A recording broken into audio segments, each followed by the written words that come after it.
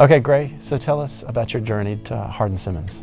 Okay, well, God told me to come out here, which sounds kind of weird, but I was actually in Guangzhou, China, doing some work, and I was spending some time with the Lord in the morning, and I felt very strongly He shared something very important to me that made me drive out to Hardin-Simmons at 4 a.m. one morning from Dallas. I was working at another Christian school, and I just drove out here based on what I felt like the Lord told me, and I just found something incredibly special here at HSU. What do you love about Hardin-Simmons students? So many different things. I primarily work with our international students, and so I really love them. I love that they come from all different parts of the world, some 30, 40 hours into a country they don't know and a language they don't know, with strange foods, strange people, to go to college. And I just think that takes such bravery, such hope and excitement just to follow the Lord all the way to here. And so I love seeing that in them. I love all of our American students too. I think there's an incredible capacity to love and see people here, unlike anything I've seen at any other school in the U.S. So, what do you love about Hardin-Simmons?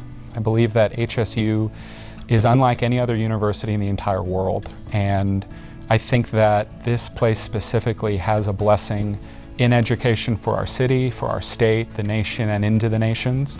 I think that it's our capacity to love so genuinely and real here, but I really think that God has something very beautiful through education that He wants this school to do and to touch the rest of the nations. And so I think that's what I love the most, is just we have a great purpose here at HSU that's really special. You're about to be a father.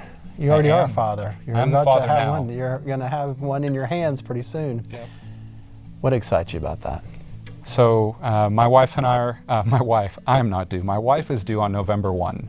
So we're about 2 weeks out to have our first baby girl. And so we're excited to meet her. She's kind of running out of room anyway inside of Faith. And so we're ready just to have her in our arms. And besides the fact of seeing her face to face, holding her, wow. I love our God. And I believe that this gift of this baby girl is going to be one of the greatest gifts I've ever received from Him. But I think also I'm going to see a lot more about Him. I'm going to see a lot more about others from this little baby girl. And I'm just ready for that adventure with my wife and my new family. And so, if there's one thing you could do for the rest of your life every single day, what would it be? Honestly, it's very similar to what I'm doing right now. Again, I think education has the ability to impact the world for Christ. I love the idea of what we're doing here at HSU in the nations.